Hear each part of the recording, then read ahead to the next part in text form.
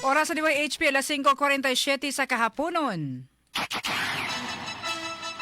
Nagkapinausap karon sila si Damer Alinabon o Genevieve Pardillo. Paki-shout out. Sabi nga ni Joel Hario.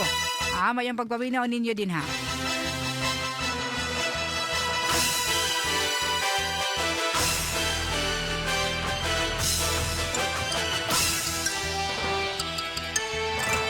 At oras alas 5:49 na sa kahaponon mga kasama.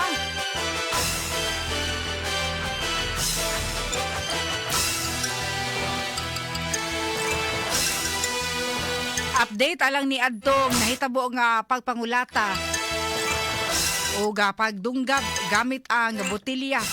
Nato sa usa ka PWD di sa merkado sa Upon, adakbayan sa Lapu-Lapu. Nakuha sa CCTV camera na atong i-play karon ato ipakita katong usa ka giingong hubog nga lalaki nga silingan rasab sa biktima nga ni dunggab og nikulata sa usa ka PWD nga 56 anyos di ara ang video. Diyan ni sa Upon sa merkado ni di sa Lapu-Lapu. Nakita sa video karon kining batanon no samtang naglingkod ning PWD nakita karon sa ato ang footage alang sa naa sa digital platform panon kato naminaw silang radio gisumbag ang usa ka PWD ning usa ka batanon nya naigi lipot sa luyo nya murag duna pa gikuha ang PWD nga naglisod in taon sa iyang paglakaw gibaldado nga paglakaw o hansa sumbag sumbag aning usa ka PWD in town sus pagkaluoy sa 56 years old ang mga tawo nga naapalibot nakasaksi wala man sad nakauwang o masad nakabadlo nga hunungon ni suway in town og sukol ang PWD apan. Okay, ito paminawan kasama ni Muel ito rin og naan ni audio.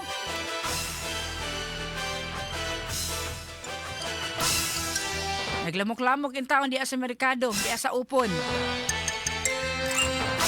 Na-capture sa CCTV. Ang usa ka PWD nga gidunggab, unya gikulata. Okay? Diya ang video. Sa maong panghitabo, sila Lapu-Lapu Mayor Cindy Chan nanawagan na karon no nga madakpan. Okay, so mao ni ang commotion. Video hinay lang iyang CCTV. Okay?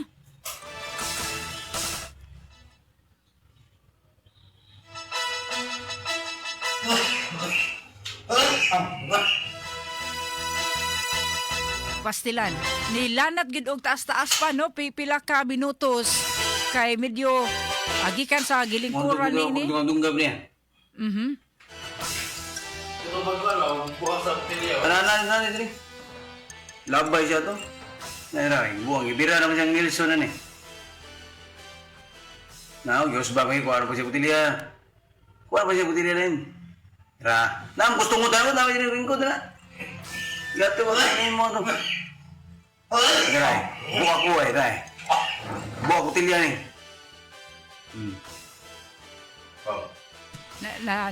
Natumbag nito ng PWD nabagsak dito sa usa ka auto or SUV.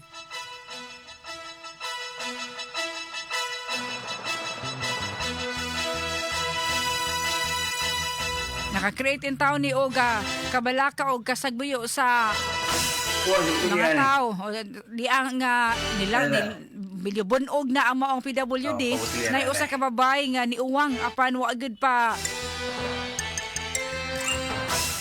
badlok ang maong suspect o padayon nga pagkulatan ato sa usa ka PWD bisan pa og gisuwayan na ni sa pag-uwang apan nilanag gid og pila ka Stevia.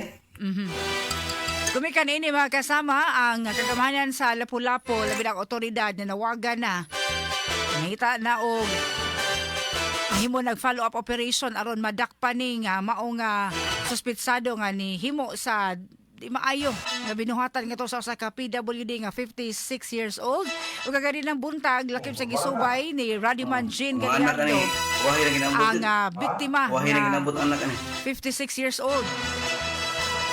Wala yung katubang niya. Oo, walang pila, Dars. Ipangita na ron. So kapangitan na kini nga maong suspitsado og dili nakita nato diri sa ato ang screen karon sa ato ang sunod sa digital platform.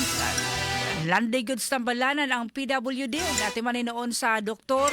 Huwag ni siyang mga samba. Di sa iyang BTS. Sa iyahan tuuhod. Kaya pa'y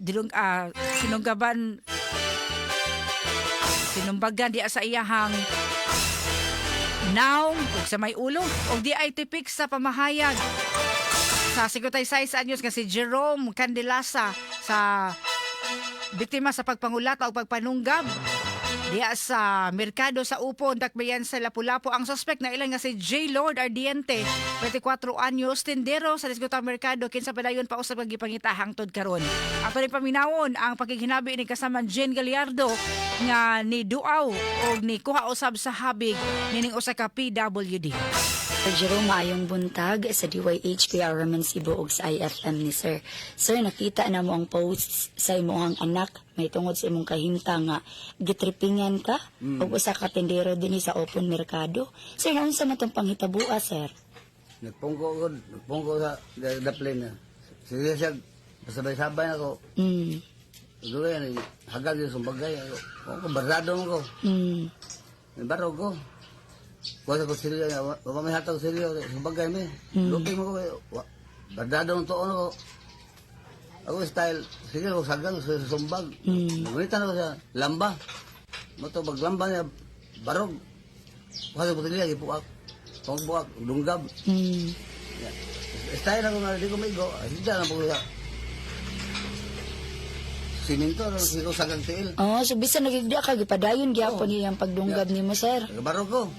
Mato, magbarog, bunalan, butilya. Asa imong mga igo, sir? Kani. Pato na ning nahigda na ka, sir. Gipadayon gyapon kaniya. Sir, ato higayon na hubog ni siya, sir. Hubog. Tama ng buang daw. Unsa may pila edad ani niya, sir? 20 ka peso siya. Ulitaw pa ni siya, sir. Silingan ra pod ninyo. Okay, tapad sa balay. Daghan na ba ni siya ang mga record ni sir? Ang record ka na. Pero kaning inyo ha, sir, kay namoy away ani sa una. Wala yun. Ngano man to kalit ra gid siya. Unsa may naka Okay, gainom siya. Akong bata, yung magwangan o yung barkada.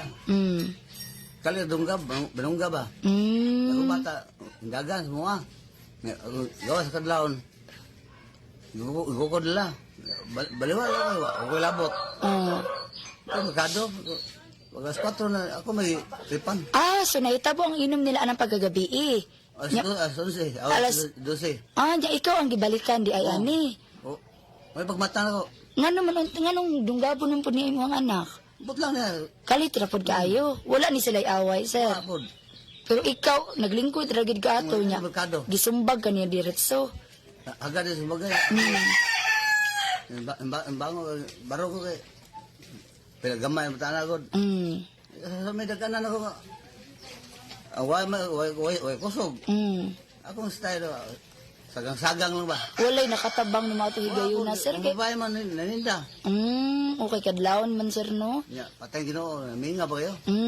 Sir, dugay na ka. Unsay trabaho nimo sa merkado, sir? Sa una, libero sa una. Nado niya. Undang ko tungkol sa parais ko ba? Bantay ko parkingan. Mag-marking na lang kakaron, sir. Pero, niya ang kato siya, unsa to siya tinderong mga gulay? Diba? Yang lubi. Pila naman, dugay na po niya sa merkado, sir. Ayang mahan, kumpare na ko. Okay, niya. Daghan na sa niya na kontra? Daghan na. Daghan na kontra tayo tapitan. Nganong wala manigi pa preso, sir? Uy, wala manigi pa hipos lang. May reklamo. Ako rin may reklamo ron. So karon ikaw mo tinuod na gid kaanin niya, sir. Gawas sa imong diri wagtang ug sa imong diri sa tiil, sir. Katiil, sama na ko. Ubay mo gid ay kag Ako, bago ka na yan.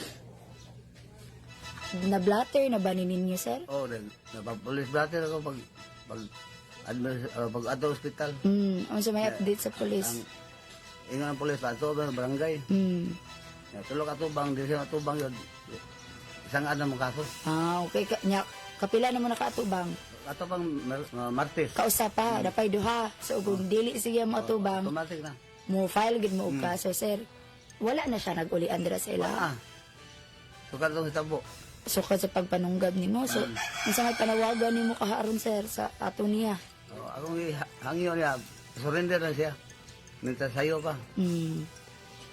Wa ko sila mahimo gyud. Gabi dire ulis gabi ito. Ulo ko buok. Kuya ang konsehal barkada nako.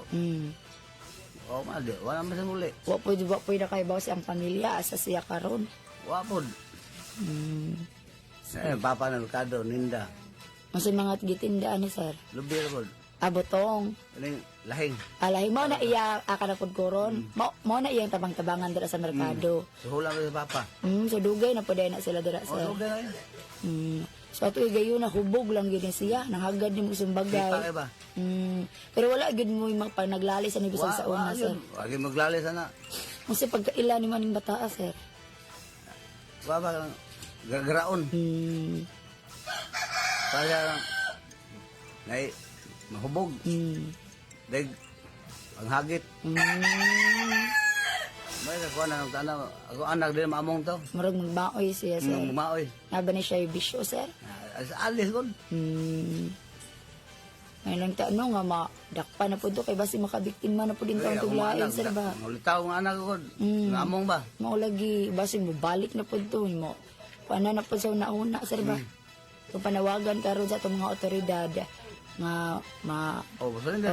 surrender or madakpan gid in town, so kung kinsa po itong dunay nakakita or nakaila atong tawhana pod, Kana, usa po na. so good po sa ato ang mga Ito, otoridad. siba to siya. Hadlock siguro to, sir. Hadlok. Pero napriso na ba ni siya, sir? Daghan na preso. Badlongon gud ang bataa. Sige. Salamat kayo, sir. Ha?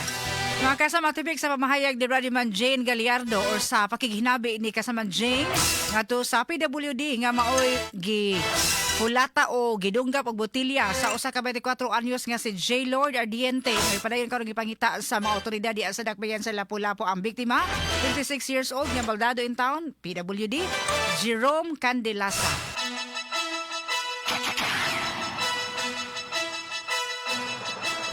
At oras untop ng alas 6 sa kagabion mga kasama. Yato balikon na kita kids study sa Puok sa Talisay City alang sa mga kalihukan DYHP and IFM Hudyaka.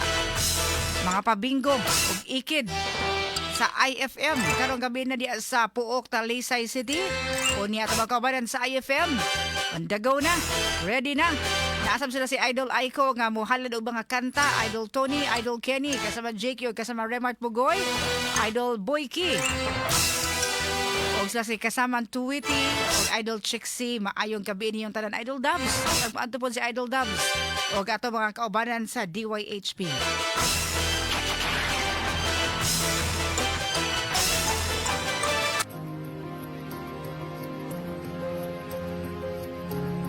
Mga kasama sa DYHP sumbunganan atong update kagapong adlaw atong nanawagan nga usa ka 52 anyos nga inahan para sa iyang anak nga adunay undergo nga procedure para sa heart problem sa iyang anak nga si Andre.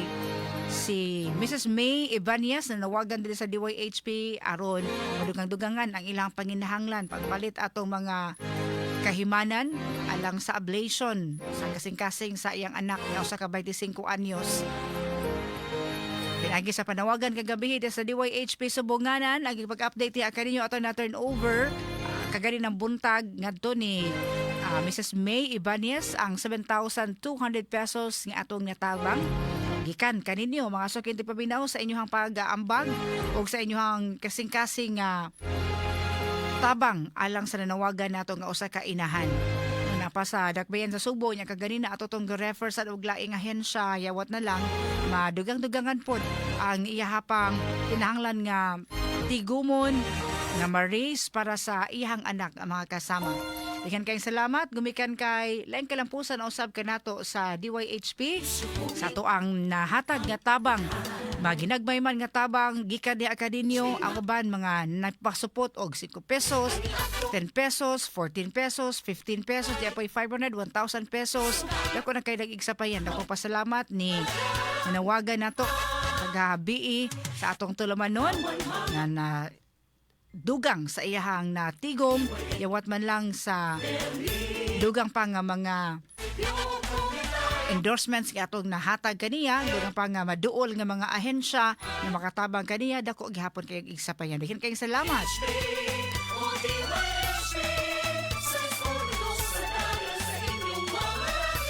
At oras alas 6, na sa kagabihion mga kasama og di ta malimot labi na sa panahon karon importante kayo ang proteksyon kontra sa paak sa lamok sama sa dengue. Mao na kani ana EXL all-in-one skincare oil kauban nato kontra dengue. Mga kasama ang EXL all-in-one skincare oil di lang kini basta skincare massage oil ginama kini sa puro nga lemongrass essential oil mga halamang gamot nga maoy natural and secretant property tabang nga proteksyon alang sa paak sa lamok sa natural nga ingredients niini makasiguro ka nga luwas epektibo ang proteksyon alang sa tibok pamilya.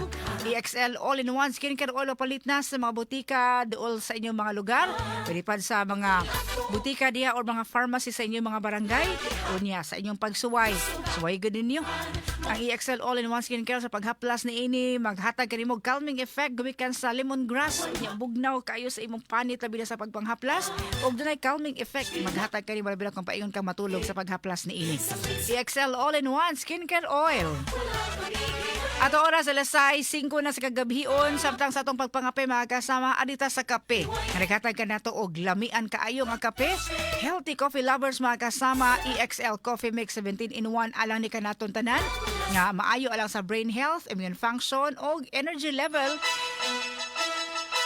Gamoy gikinahanglan nato matag adlaw. Kung maghisugot og coffee mix, ari nagita sa EXL Coffee Mix 17-in-1. Dunay native purple corn, arabica, spirulina, ginger, turmeric, ganoderma, mangustin, canela, bayabas, rose hip og vegan free pagini.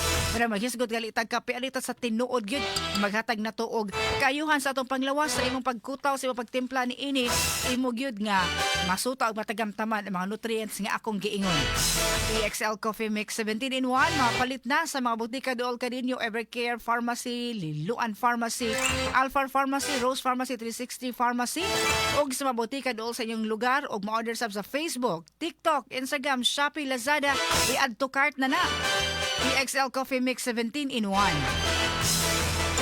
Mayang pagpaminaw siya rito Diano Castro kaloy po din taon ato kasamang Aida. Wain taon dayon na uwang. Warren Tapayan kaloy taon adto ang prisuhon gid naghimo ngadto sa biktima. So padayon na ning gipangita human miikyas human sa insidente. Eda Obrador diya sa barangay Sapang dako dagpayan sa sugo mayong magpaminaw ninyong tanan diya sa Belia family og Obrador family. Eda Obrador og Fanny Obrador busy sa pagpanahi daghan siguro mga orders karon ug uban pa labi na kay ting Summer League. Maayong pagpaminaw og maayong gabi kaninyong tanan.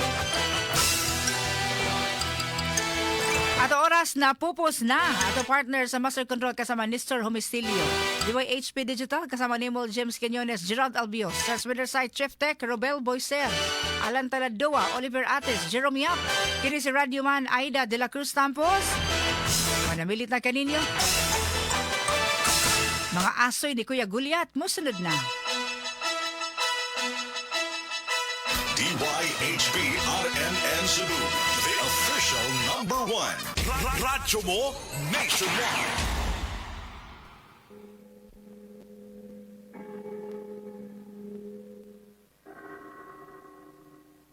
The angel of the Lord declared unto Mary, And she conceived by the Holy Spirit. Hail Mary, full of grace, the Lord is with thee. Blessed art thou among women, and blessed is the fruit of thy womb, Jesus.